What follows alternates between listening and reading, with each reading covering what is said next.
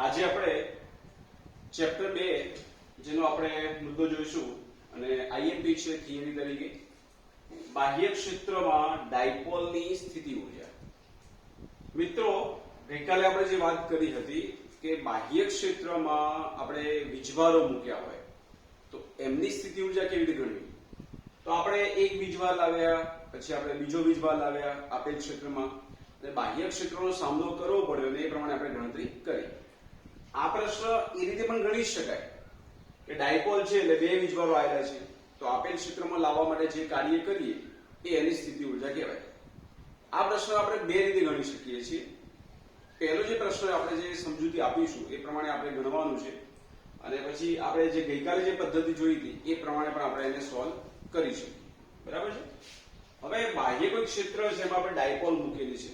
આ પ્રશ્ન પૂછાયો છે અને વારંવાર પૂછાયેલો પ્રશ્ન છે।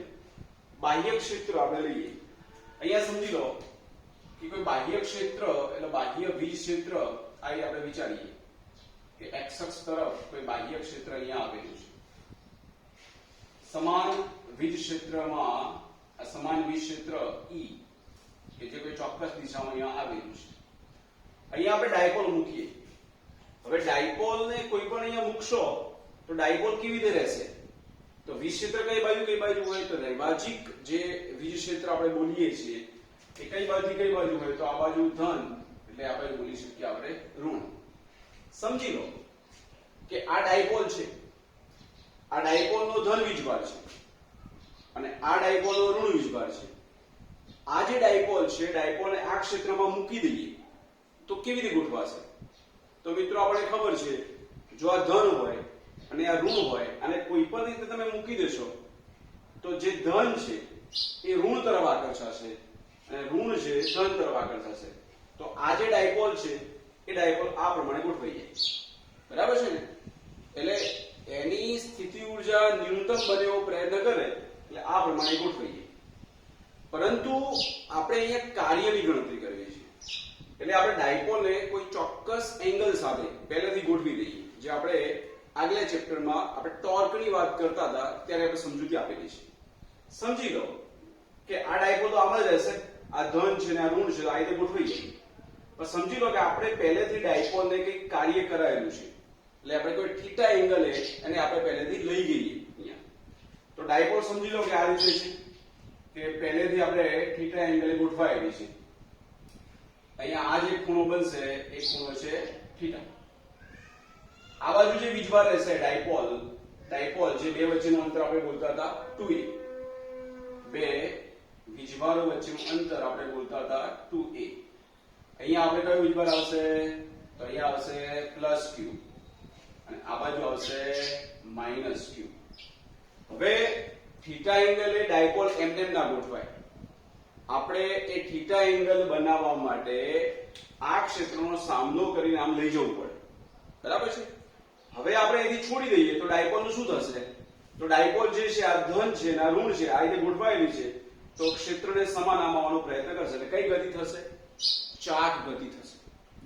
અહીંયા રેખીય ગતિ નહીં થાય, આપણે જાણીએ છીએ। રેખીય ગતિ કેમ ના થાય? કે આ બાજુ જે લાગતું બળ છે +q પર, એ +q પર લાગતું બળ કેટલું બોલાય? તો અહીંયા જો વીજ ક્ષેત્ર E હોય તો આ બાજુ જે વીજ ક્ષેત્ર લાગશે બળ જે લાગશે એ કેટલું? તો +qe અને આ બાજુ જે બળ લાગશે એ કેટલું? તો -qe। તો બંને બળો જે છે એ બંને બળો સમાન મૂલ્યના છે, બરાબર છે? સમાન મૂલ્યના બળો હોવાથી ત્યાં પરિણામી બળ 0 થઈ જાય છે કારણ કે વિરુદ્ધ દિશાના છે। એક +q તો -q, પણ બંને એક રેખસ નથી એટલે ચાક ગતિ અહીંયા થશે અને ચાક ગતિ ક્યાં સુધી થાય? તો આ ડાયપોલ આમ ગોઠવાઈ જાય એટલે સીધી આવી જશે ડાયપોલ, બરાબર છે? એટલે આ બાજુ લાગતું બળ કેટલું? તો +qe અને આ બાજુ લાગતું બળ કેટલું? તો તમે કહેશો કે -qe। બંને બળો એક રેખસ થઈ જાય એટલે ટોર્ક લાગશે નહીં, બરાબર છે ને? તો આપણે અહીંયા આ ડાયપોલ થીટા એંગલે લઈ ગયા પછી એને છોડી દેતો એ થીટા બરાબર 0 સુધી ગોઠવાય ત્યાં સુધીનું આપણે જે કાર્ય ગણીએ એ જે કાર્ય આવશે એ આપેલ ડાયપોલની સ્થિતિ ઊર્જા પણ આપશે, બરાબર છે? તો કાર્યની ગણતરી કરતા આપણને આવડે છે। કાર્ય, તો કાર્ય માટે આપણે બોલીએ તો કાર્ય એટલે શું થાય? તો કાર્ય બોલીશું બળ ગુણ્યા સ્થાનાંતર. પણ મિત્રો અહીંયા રેખીય ગતિ નથી થતી, અહીંયા કઈ ગતિ થાય છે? ચાક ગતિ. તો આપણે જે કાર્ય કરવાનું છે ચાક ગતિના સ્વરૂપમાં કરવાનું છે. તો ચાક ગતિના સ્વરૂપમાં આ વસ્તુને આપણે સમજીએ, બરાબર છે? તો કેવી રીતે સમજાશે અહીંયા? તો જુઓ મિત્રો, અહીંયા ડાયપોલ જે આપેલી છે, ડાયપોલને આપણે થીટા એંગલે રાખેલી છે. ડાયપોલને થીટા કોણે રાખી છોડી દેતો તેના વડે થતું કાર્ય. તો કાર્ય અહીંયા આપણે ચાક ગતિના સ્વરૂપમાં લેવાનું છે, પણ અહીંયા આ જે કાર્ય થાય એ કાર્ય આપણે સંકલનની ભાષામાં લેવું છે, બરાબર છે? તો સૂક્ષ્મ કાર્યનો આપણે સરવાળો કરીશું, એટલે W બરાબર આપણે સંકલનની ભાષામાં બોલીએ તો જ્યારે આપણે ચાક ગતિની વાતો કરતા હોઈએ તો બળની જગ્યાએ શું આવે? ટોર્ક. એટલે આ સૂત્ર જે છે એ ચાક ગતિના સ્વરૂપમાં W બરાબર બળ એટલે આવશે ટોર્ક, અને સ્થાનાંતર એટલે ચાક ગતિમાં સ્થાનાંતર શું બોલાશે? તો ચાક ગતિમાં સ્થાનાંતર બોલાશે થીટા. આનો અહીંયા ઉપયોગ કરીએ, પણ સંકલનના સ્વરૂપમાં છે. થીટા કેટલાથી કેટલો? તો પ્રારંભિક જે ખૂણો છે θ1 અને બીજો જે ખૂણો છે આપણે બોલીએ θ2. એટલે કોઈ ચોક્કસ ખૂણાથી બીજા ખૂણે આપણે આવીએ છીએ તો સંકલન θ1 to θ2, θ1 to θ2. બળની જગ્યાએ શું લેશો? અહીંયા ટોર્ક. સંકલન છે એટલે આપણે થીટા નહીં બોલીએ, પણ શું લખીશું આપણે? dθ. બોલો મિત્રો, સમજ પડી ગઈ? કાર્ય એટલે બળ ગુણ્યા સ્થાનાંતર, પણ ચાક ગતિ છે એ બળની જગ્યાએ આવશે ટોર્ક. સ્થાનાંતર એટલે d નહીં પણ શું આવશે? થીટા. પણ અહીંયા સંકલન કરીશું આપણે શું લખીશું? dθ. અને પ્રારંભિક જે ખૂણો હોય કે ડાયપોલ જે એંગલે ગોઠવાયેલી છે એ ખૂણો થીટા હોય, અને અંતિમ ખૂણો જે આવે θ2. એ પછી આપણે વિસ્તૃત માઈને સમજવાનો પ્રયત્ન કરીએ છીએ, બરાબર છે? હવે ટોર્ક આપણે જાણીએ છીએ, આપણે ભણી ગયેલા છીએ ચેપ્ટર 8 માં કે ટોર્કનું સૂત્ર શું થાય?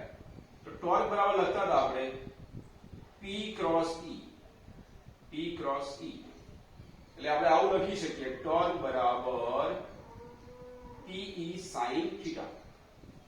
આનો અહીંયા ઉપયોગ કરીએ તો અહીંયા થશે θ1 to θ2. ટોર્કની જગ્યાએ લખીશું આપણે PE sin θ into dθ. બોલો મિત્રો, સમજ પડી ગઈ? Torque P sin θ into dθ. હવે P means ડાયપોલ મોમેન્ટ. તો ડાયપોલ મોમેન્ટ જે છે એ આપણે અને v ક્ષેત્ર સમાન છે એ વેને આપણે બહાર લઈએ, એ બદલાતું નથી. તો આપણે સંકલન કોનું આવશે? તો સંકલન આપણે આવશે sin θ નું સંકલન આવશે. અહીંયા W એ જે કાર્ય મળશે એ જ આવશે એની સ્થિતિ ઊર્જા. P into E બહાર લઈ લઈએ તો સંકલન આવશે θ1 to θ2 sin θ into dθ. હવે આપણે જાણીએ છીએ કે sin θ નું સંકલન શું થશે? તો sin θ નું સંકલન થાય -cos θ. આપણે 11 માં ચર્ચા કરેલી છે. sin θ નું વિકલન cos θ, પણ sin θ નું આપણે સંકલન બોલીએ તો થશે -cos θ. તો અહીંયા આપણે લખીશું is equal to PE. આનું સંકલન આવશે -cos θ. ખૂણો ક્યાંથી ક્યાં આવશે? તો θ1 to θ2, બરાબર છે? sin θ નું સંકલન -cos θ. હવે આપણે અહીંયા એક કામ કરીએ, જો તમારે માઈનસ કાઢી નાખવું છે તો આપણે આ ક્રમ ચેન્જ કરી દઈએ, એટલે θ1 ઉપર θ2 નીચે. તો આપણે આને આવું પણ લખી શકીએ PE ક્રમ ચેન્જ કરીશું અહીંયા cos θ આપણે પ્લસ કર્યા તો અહીંયા આપણે લખીશું θ1 to θ1 અહીંયા θ1 to θ2 હતું માઈનસ નું આપણે પ્લસ કર્યું ક્રમ ચેન્જ હવે આપણે જાણીએ છીએ આને આપણે કેવી રીતે લખી શકીએ pe θ ની જગ્યાએ આપણે θ1 લઈશું એટલે અહીંયા લખાશે cos θ1 માઈનસ θ ની જગ્યાએ cos θ2 આ ડાયપોલ સાથે સંકળાયેલી સ્થિતિ ઊર્જા કહી શકાય આ સૂત્ર પરથી આપણે ઘણી બધી વસ્તુ અહીંયા સોલ્વ કરી શકીએ જે આપણે એમસીક્યુ તરીકે પણ બહુ જ ઇમ્પોર્ટન્ટ મુદ્દો છે આના પરથી પ્રશ્નો ઘણીવાર પૂછાય છે એ પછી નીટની એક્ઝામ હોય જી હોય કે ગુજકેટ બરાબર છે મિત્રો તમને જે બુકમાં આપેલું છે એ બુકમાં સરળતા ખાતર કઈ ગણતરી કરી છે પણ આપણે મિત્રો આ સૂત્રને આપણે વધારે પ્રાધાન્ય આપીશું જે લાસ્ટ ઇક્વેશન છે એને પ્રાધાન્ય નથી આપવાનું અહીંયા હું સમજાવું છું તમને સમજો કે આ નંબર 1 અહીં જે બુકમાં જે વાત કરી છે અહીં જે ડાયપોલની કન્ડિશન છે કે ડાયપોલને પ્રારંભમાં આ રીતે વિચારી છે કેટલા એંગલે તો ડાયપોલ જો લંબ હોય તો θ1 પ્રારંભિક જે ખૂણો છે એ પ્રારંભિક ખૂણો અહીંયા તમને આપેલો છે 90 તો θ1 જો આપણે 90 લઈએ તો શું લખી શકાય જો તમે અહીંયા અહીં સરળતા ખાતર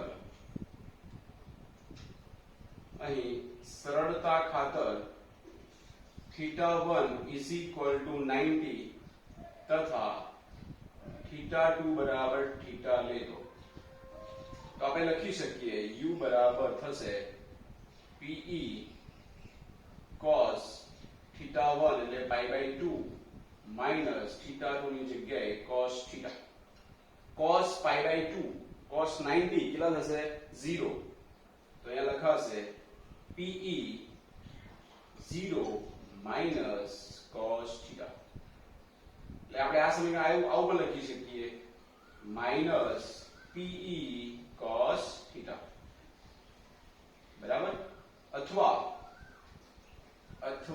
આપણે આવું પણ લખી શકીએ u બરાબર cos ગુણાકાર છે ને એટલે p અને e વચ્ચે કયો ગુણાકાર આવશે ડોટ એટલે આવું પણ લખી શકાય માઈનસ p ડોટ e આ જે ઇક્વેશન થયું નંબર 2 એ આપણું જે બુકમાં જે તમને સમીકરણ લાસ્ટ તારવેલું છે એ આપણે અહીંયા સાબિત કર્યું નંબર 2 સમીકરણ 2 જે ડાયપોલની સ્થિતિ ઊર્જા દર્શાવે છે પણ આપણે જ્યારે એમસીક્યુ ગણીએ ને ત્યારે આપણે આ સમીકરણને પ્રાધાન્ય નહીં આપીએ આ સમીકરણને આપણે ધ્યાન આપીશું કેમ મિત્રો તો તમને જે પ્રશ્નો પૂછાશે એમસીક્યુ તરીકે એ પ્રશ્નો કેવા હશે તો સમજી લો કે આવું લખેલું હશે કે ડાયપોલ 60 ડિગ્રીએ છે અને તમે એને 30 ડિગ્રી લાવો છો તો એ માટે ડાયપોલે કરવું પડતું કાર્ય કેટલું તો તમે શું કરશો θ1 કેટલો કીધો પહેલા 60 ત્યાંથી કેટલું લાવો છો 30 આવા પ્રશ્નો પણ આવી શકે અથવા એમ કે 180 ડિગ્રી થી તમે 0 ડિગ્રી લાવો છો એક ઉદાહરણ તરીકે આપણે વિચારીએ આ જે વાત કરું છું એ આપણે અહીંયા માત્ર એક એક્ઝામ્પલ તરીકે વાત કરીએ છીએ એક ઉદાહરણ તરીકે સમજી લો કે ડાયપોલનો પ્રારંભિક ખૂણો એટલે ડાયપોલ કેવી રીતે આવેલી છે તો ડાયપોલ θ1 એ 180 ત્યાંથી તમે કેટલા લાવો છો તો 0 ડિગ્રી 180 થી 0 ડિગ્રી તમે લાવો છો એટલે આ સમીકરણ તમે વિચારો સમીકરણ 1 પરથી તો u બરાબર શું થાય તો pe cos 180 minus cos 0 તો આપણો આન્સર થશે cos 180 એટલે -1 minus cos 0 એટલે 1 તો આપણો જવાબ થશે -2pe અહીંયા p અને e ની વેલ્યુ તમને આપેલી હોય તો આપણે આનું કેલ્ક્યુલેશન કરી શકીએ આવા અનેક પ્રશ્નો તમે લઈ શકો તમને એમ કે θ1 is equal to 60 to θ2 is equal to 30 degree. તો આપણે કેલ્ક્યુલેશન કેવી રીતે થશે? તો u બરાબર આવશે PE, પહેલો ખૂણો છે 60, cos 60, cos 60 શું આવશે 1/2 માઈનસ cos 30 એટલે કેટલા આવશે √3/2. આવું પણ આવી શકે. એનું સાદું આપણે આપી શકીએ. એટલે તમને કોઈ ચોક્કસ એંગલ થી બીજા એંગલ લઈ જવાની વાતો કરે તો આપણે આ રીતે ગણતરી કરી શકીએ. આ પ્રશ્ન એક બીજી રીતે પણ પૂછાય છે. પ્રશ્ન એમ કે ડાયપોલ જે આવેલું છે એ ડાયપોલ એની એકદમ વધુમાં વધુ સ્થિતિ ઊર્જા જે ધરાવતો હોય ત્યાંથી ન્યૂનતમ સ્થિતિ ઊર્જા સુધી આપણે એને લાવવું છે તો કેટલું કાર્ય કરવું પડે? તો મિત્રો ડાયપોલ જે છે એ ડાયપોલ મેક્સિમમ તમે ક્યાં લઈ જશો કેટલા એંગલે તો વધુમાં વધુ કાર્ય થશે. બરાબર? તો મિત્રો ડાયપોલને આપણે આ પ્લસ છે અને માઇનસ છે આ રીતે રાખશો આ રીતે ગોઠવાય કોઈ ગતિ નહીં કરે. તમે 90 લઈ જશો તો કાર્ય કેવું થશે? આમ થશે. બરાબર છે? હવે તમે આ રીતે લઈ જાઓ એટલે કેટલા ડિગ્રી લઈ ગયા? 180. સમજો આ 0 આ 90 આ કેટલું થયું 180. તો આ ડાયપોલ રિટર્ન કેવી રીતે આવશે? તો બે શક્યતા આવશે, કાં તો આ રીતે આવે કાં તો આમ છે તો આ રીતે આવશે. બંનેમાં કાર્ય સેમ જ થવાનું છે 180 ડિગ્રીનું કોણ આવશે. બરાબર છે ને? આ જે થયું ને 180 એ ડાયપોલની મહત્તમ અસ્થાયી અવસ્થા કહેવાય. આ નોટ કરજો. ડાયપોલની મહત્તમ અસ્થાયી અવસ્થા એટલે થીટા કેટલા લેવાના 180 0 to 180 અને મહત્તમ સ્થાયી અવસ્થા તો ક્યાં લેશો 0. એટલે પ્રશ્ન આ પૂછાયેલો છે કે ડાયપોલને મહત્તમ અસ્થાયી અવસ્થામાંથી મહત્તમ સ્થાયી અવસ્થામાં લાવતો થતું કાર્ય કેટલું? તો આ પ્રશ્ન આપણો થાય. મહત્તમ અસ્થાયી એટલે 180 અને મહત્તમ સ્થાયી એટલે 0. તો એ વખતે આ રીતે આપણે કેલ્ક્યુલેશન કરી શકીએ. P અને E આપેલા હોય તો બરાબર, ન આપેલા તો આપણો આન્સર -2PE થશે. બરાબર? હવે મિત્રો એની એક સ્ટેપ આગળ વાત કરું. આ ડાયપોલને આપણે 90 લઈ ગયા 180 લઈ ગયા. હવે તમે એમ કહેશો 270 લઈ ગયા તો કાર્ય વધારે ના થાય? તો ધ્યાન રાખો 90 180 270. હવે 270 ડિગ્રીથી તમે છોડી દો તો ડાયપોલ ક્યાં જશે? તો ડાયપોલ જે આવી હતી એ માર્ગે જશે. તમે અહીંથી લાવ્યા હતા 0 થી 90 90 થી 180 180 270. તો 270 થી તમે છોડશો તો એ ડાયપોલ ક્યાં જશે? તો એનું અહીંયાથી કોણાવર્તન થઈને આમ આવશે. એટલે 270 થી એને આપણે છોડી દઈએ તો એ માત્ર 90 ડિગ્રીનું ભ્રમણ કરીને સીધી આવી જશે. આખું ભ્રમણ કરવા નહીં લે. તમે એમ કહેશો મહત્તમ અસ્થાયી અવસ્થા 180 ઉપર ના આવી શકે તો આવશે નહીં. 270 થી છોડશો તો પણ કાર્ય એનું કોણાવર્તન 90 ડિગ્રીના આધારે જ બનશે. બરાબર? તો મિત્રો આ જો પ્રશ્ન પૂછાય તો આપણી જે થિયરી છે આ પ્રમાણે આપણે ગણવાની છે. તમને બીજો મુદ્દો જે આપેલો છે એ બીજી રીતે તારવેલું છે એ પણ આપણે અહીંયા તારવી શકીએ. પહેલા આપણે આને નોટ કરીશું. બરાબર છે? અને પછી એને આપણે સમજી શકીએ. હું બાજુમાં તમને સમજાવું આ વસ્તુ બીજી રીતે કેવી તારવી શકાય.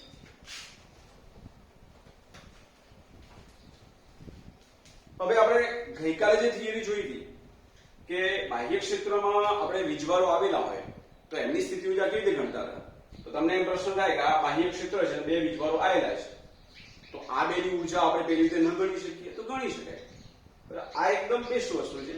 પેલી રીતે આપણે સમજવું તો સમજી લઈએ અને સમજી લો કે આપણે આ બાહ્ય ક્ષેત્ર જે આવેલું છે એ બાહ્ય ક્ષેત્રમાં ચલો પહેલા આપણે કોઈ એક વીજવારને આપણે લાવવાની વાત કરીએ. બરાબર છે? ચલો આને તમે લાવશો +q વીજભાર પહેલા તમે લાયા. અહીં જે વીજ ક્ષેત્ર E હતું અહીંયા 20 માં સમજી લો કે V છે. ગઈકાલની જે થિયરી છે પ્રમાણે કે અહીંયા q વીજભાર બરાબર છે એને 20 સ્થિતિમાન V હેઠળ લાવ્યા. કોઈ ચોક્કસ બિંદુ એટલે R સ્થાને તમે લાયા તો ત્યાં એની ઊર્જા કેટલી થાય? q વીજભાર +q વીજભાર તમે લાયા સ્થાન સદિશ કેટલો હતો? તો R હતો. તો ત્યાં એનું કાર્ય થશે qv અને સ્થાન સદિશ લખવો પડે ત્યાં v of r. હવે એ જ ક્ષેત્રની અંદર બીજો વીજભાર લાયા -q. બરાબર છે. તો એને બે બળોનો સામનો કરવો પડશે. એક તો પ્લસ ક્યુ ની વચ્ચે અપાકર્ષણ થશે, એટલે ક્યુ પ્લસ ક્યુ અને માઇનસ ક્યુ વચ્ચેની ઉર્જા એ તો આપણે જાણીએ છીએ કે Q1 Q2 બાય R. પણ માઇનસ ક્યુ ને તમે લાયા તો એની સ્થિતિ ઉર્જા કેટલી? તો એની સ્થિતિ ઉર્જા આવશે પ્લસ માઇનસ ક્યુ ઇન્ટુ VR2 થશે ને. અને એ બે વચ્ચેની સ્થિતિ ઉર્જા એટલે KQQ અપોન R. સમજ પડી મિત્રો? ગઈકાલે થિયરી પ્લસ ક્યુ વીજભાર અંદર સંકળાયેલો છે, કોઈ સ્થાન સદિશાનો R1 છે, તો ત્યાં એની ઉર્જા કેટલી? V જેટલું 20 ની માંગ છે, તો W બરાબર QV. બરાબર છે. આને તમે લાવો છો તો સ્થિતિ ઉર્જા કેટલી? તો minus Q into V, V of R2 લખવાનું જે સ્થાન સદિશ આવતો હોય. પણ આ બે વચ્ચેની પાછી સ્થિતિ ઉર્જા લખવાની કેટલી? K Q1 Q2 by R. તો ટોટલ સ્થિતિ ઉર્જા થશે આ રીતે. જો તમે આ ડાયપોલ ને અહીંયા તમે લાવો છો તો આપણી જે થિયરી છે એ પ્રમાણે ગઈકાલની એ પ્રમાણે એની કુલ ઉર્જા થાય W બરાબર U આવું થશે Q of VR1 minus Q of VR2 plus બે વચ્ચેની સ્થિતિ ઉર્જા KQQ એટલે પ્લસ માઇનસ એટલે આવું થશે અપોન બે વચ્ચેનું અંતર એટલે R. બરાબર છે. હવે એક કામ કરીએ, અહીંયા આનું આપણે કંઈક સાદું રૂપ આપવા પ્રયત્ન કરીએ. કેવી રીતે? આમાં Q અચળ લઈ લઈએ તો તમે લખશો V of R1 minus V of R2 બરાબર છે માઇનસ KQ2 by R.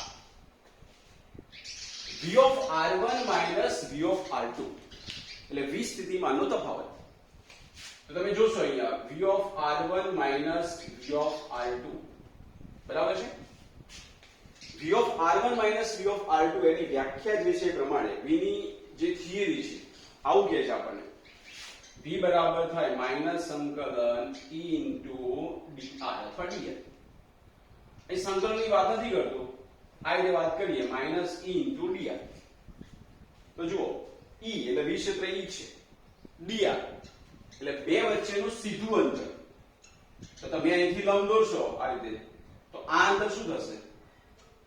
તો આ અંતર એટલે બે વીજભારો વચ્ચેનું સીધું અંતર આવશે 2a cos θ થશે ને. તો અહીંયા આપણે dr ની જગ્યાએ લખીશું 2a cos θ. બોલો સમજ પડી? v બરાબર થાય માઇનસ e into d, બે વચ્ચેનું અંતર, પણ બે વચ્ચેનું અંતર સીધું લેવાનું એટલે 2a નહીં પણ 2a cos θ. આ ખાલી સમજૂતી માટે લીધું, અહીંયા હું કાઢી નાખું છું. બરાબર છે. અહીં લખશો તો બી કોઈ ફરક નથી પડતો. ચલો આ વેલ્યુ અહીંયા એપ્લાય કરો તો w બરાબર શું થશે? તો w બરાબર થશે q અને આ વસ્તુ તમારે આવી e into 2a cos θ minus kq2 by r. હવે તમે જુઓ મિત્રો 2a into q શું થશે? 2a into q તો આપણે જાણીએ છીએ કે ડાયપોલ મોમેન્ટ એટલે 2aq કહેવાય. તો આનો અહીંયા ઉપયોગ કરીએ તો w બરાબર થશે w બરાબર માઈનસ આનો મતલબ થયો 2aq નો મતલબ થયો p એટલે pe cos θ minus kq2 by r. હવે જો મિત્રો માઈનસ p cos θ કંઈક મળ્યું એના જેવું જુઓ તો માઈનસ p cos θ લખી શકાય માઈનસ p ડોટ e. આની સાપેક્ષે આ જે વેલ્યુ તમને પ્રાપ્ત થાય છે એ બહુ નહિવત હોય છે એટલે એને આપણે અવગણી નાખીએ તો અહીંયા જે સ્થિતિ ઉર્જા પ્રાપ્ત થાય એ અહીંયા જે આપણે તારવ્યું છે એના જેવું આપણે મેળવી શકીએ. તો મિત્રો આ થિયરી જે છે એ પણ એ પ્રમાણે બી આપણે સોલ્વ કરી શકીએ, પણ મિત્રો આપણે જે લખીશું એ આ રીતે ગણતરી કરીશું. બરાબર છે. 2 અથવા 3 માર્ક્સમાં થિયરી પૂછાશે. આ તમારે સમજવું હોય તો સમજી લેજો. બરાબર છે. અને આપણે એવું જ કોઈ મોટી વસ્તુ નથી, પણ આપણે થિયરી પૂછાય તો આપણે આટલે સુધી લખવાની. બરાબર છે. આ હું કાઢી નાખું છું, આપણે આટલે સુધી લખીશું.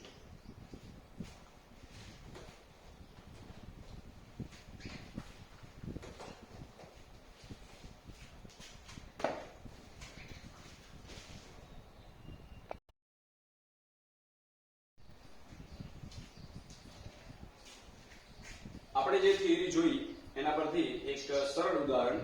એમસીક્યુ ટાઈપનો પ્રશ્ન છે. ઉદાહરણ 2.6. મિત્રો પહેલા સમજીએ આપણને શું આપેલું છે. એમાં એવી વાત કરી છે ટોટલ 1 મોલ અણુ લેવાના છે આપણે. Total 1 mall. એમાં એક અણુની ડાયપોલ મોમેન્ટ કેટલી છે? 10⁻29 કુલમ ઇન્ટુ મીટર. બરાબર છે. હવે એક અણુની ડાયપોલ મોમેન્ટ આટલી હોય તો 1 મોલની કેટલી? તો 1 મોલ એટલે 6.023 10⁻23. તો આપણે આ એકની ડાયપોલ મોમેન્ટ છે તો જેટલા અણુ આવેલા છે બધાને ગુણી નાખો એની સાથે. તો આ 1 મોલ અણુની ડાયપોલ મોમેન્ટ એકની આટલી છે તો આટલાની કેટલી? તો આપણે આન્સર મળ્યો કે ટોટલ 1 મોલ અણુની ડાયપોલ મોમેન્ટ થશે 6.023 10⁻6 કુલમ ઇન્ટુ મીટર. હવે વાત એવી કરી કે ડાયપોલ જે છે આપણે જે મૂળ અવસ્થામાં હોય મૂળ અવસ્થામાં કેટલા ડિગ્રી હોય? 0 ડિગ્રી. સીધું જ ગોઠવાય. ત્યાંથી આપણે 60 ડિગ્રી લઈ જવાનું છે. તો એ 60 ડિગ્રી લઈ જાઓ એ દરમિયાન થતું કાર્ય કેટલું, અથવા તો એમ બોલો કે સ્થિતિ ઊર્જાનો તફાવત કેટલું. બરાબર. એ તો બહુ સિમ્પલ મેથમેટિકલ સ્ટેપ છે. અહીંયા સ્થિતિ ઊર્જાનું જે આપણે સૂત્રની જે વાત કરી એ આવું થશે. પહેલા એવું લખી નાખીએ અહીંયા કે θ1 સીધું સમીકરણ લખશો તો પણ ચાલશે. ડાયપોલ માટે સ્થિતિ ઊર્જાનો તફાવત અથવા આપણે બોલીશું કે થતું કાર્ય. તો સ્થિતિ ઊર્જાની આપણે જે વાત કરી બરાબર છે, અથવા સીધું લખશો કે થતું કાર્ય તો બી ચાલશે. ડાયપોલને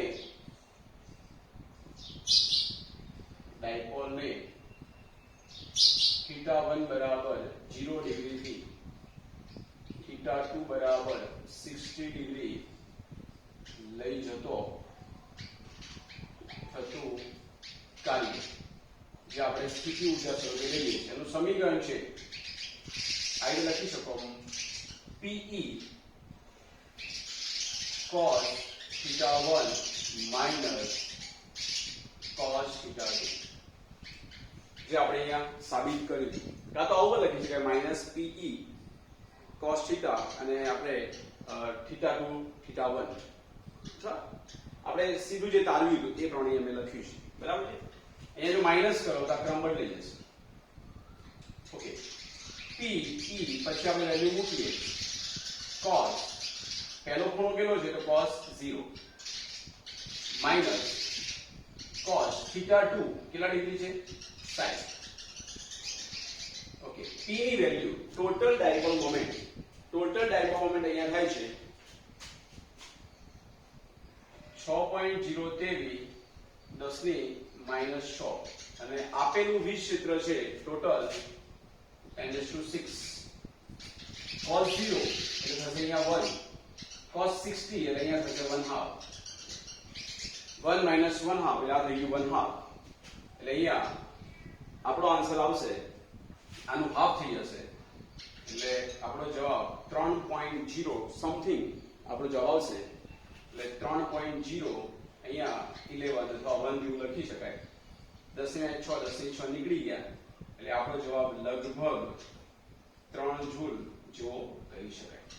આ ડાયપોલ સાથે સંકળાયેલ સ્થિતિ ઊર્જા અથવા થતું કાર્યની ગણતરી આપણે કરી શકીએ.